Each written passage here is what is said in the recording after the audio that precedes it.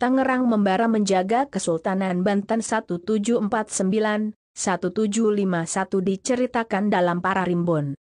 Kearyaan Parahyang, hari itu di Gunung Munara, tempat kediaman Kiai Tapa, tidak seperti biasanya, suasana begitu nampak ramai.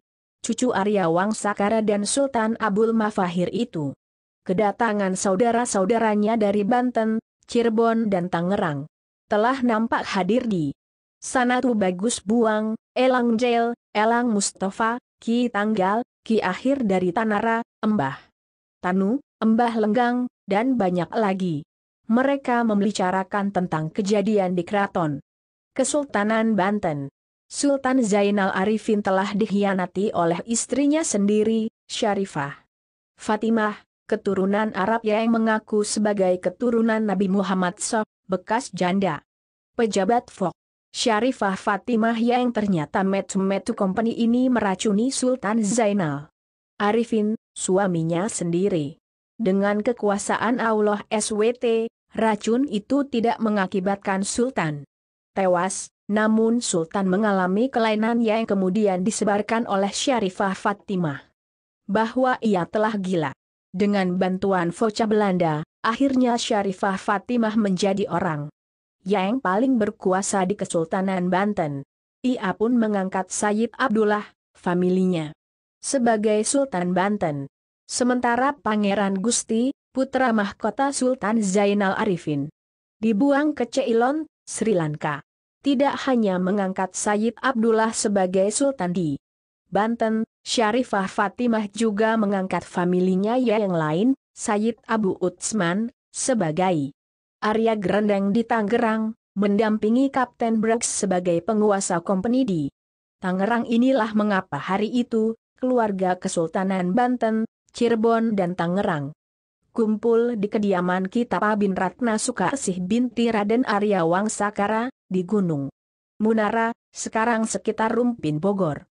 Mereka sedang mempersiapkan pemberontakan terhadap Syarifah Fatimah dan Sayyid Abdullah yang merupakan Sultan Boneka Antek Company Belanda. Yang menjadi target adalah dua pusat kekuatan company, yaitu di Keraton Surasoan dan di Tangerang. Dipersiapkanlah penyerangan di kedua titik itu. Sebelum hari H, Ki Tapa mengutus kedua putranya, Ki Mahdor dan Ki Mihdor untuk datang ke Kali Pasir menemui pamannya yaitu Ki Endang Bagus Uning. Dalam kesempatan itu keduanya mengatakan bahwa nama asli ayahnya tidak boleh dicatat dalam buku apapun, cukup namanya ditulis Ki Tapa. Ki Mahdor dan Ki Mihdor adalah santri dari Ki Sera, seorang kiai yang ahli pencak silat dari Karawaci. Kemudian diutuslah Raden Kohar dan Raden Romdon dari Kali Pasir untuk menemui para keluarga di Banten Girang. Pada hari yang disepakati pasukan Ki Tapa dan Tu Bagus Buang menyerang Keraton Surasowan. Namun serangan pertama ini gagal karena pasukan Syarifah Fatimah yang dibantu Belanda begitu kuat.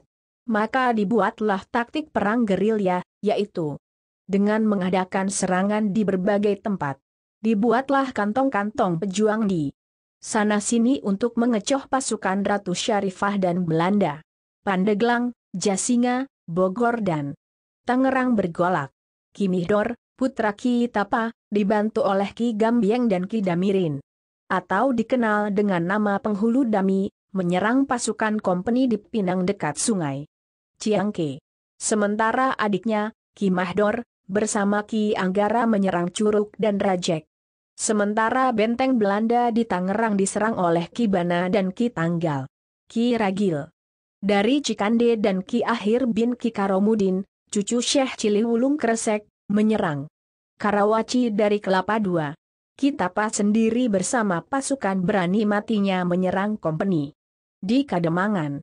Sementara Tu Bagus Buang dan tentaranya mengobrak-abrik pusat company di Caringin. Pesantren Ki Sera di Karawaci diserbu dan dibakar oleh company. Pesantren ini dianggap berbahaya karena Ki Mahdor dan Ki Mihdor dari Pinang yang ikut memberontak. Pesantren di tempat itu, company kewalahan menghadapi serangan-serangan yang dibantu Seluruh rakyat Banten ini kemudian kompeni memberlakukan peraturan bahwa warga pribumi dilarang keluar dari rumah. Hal ini bermaksud agar rakyat tidak bisa membantu logistik pasukan pejuang. Masa pemberlakuan peraturan itu dikenal dengan Usumpuk Peutingpuk. Beurang, masa malam gelap siang gelap. Setelah segala daya upaya dilakukan untuk menumpas pasukan Kitapa dan Tubagus Buang, akhirnya kompeni Belanda menyerah. Sayyid Abdullah, Sultan Boneka Belanda, diturunkan dari jabatannya sebagai Sultan Banten. Pangeran Gusti dipulangkan dari Sri Lanka dan ditetapkan sebagai Sultan Banten. Begitu juga di Tangerang. Sayyid Abu Utsman diturunkan sebagai Arya Gerendeng digantikan oleh Raden Romdon. Sementara Syarifah Fatimah dibuang di Pulau Edam di Pulau Seribu sampai meninggal dunia. Disarikan dari buku manuskrip para Rimbon Kearyaan Parahyang H12-13, Wallahu alam bi. Soap penulis Imaduddin Utsman.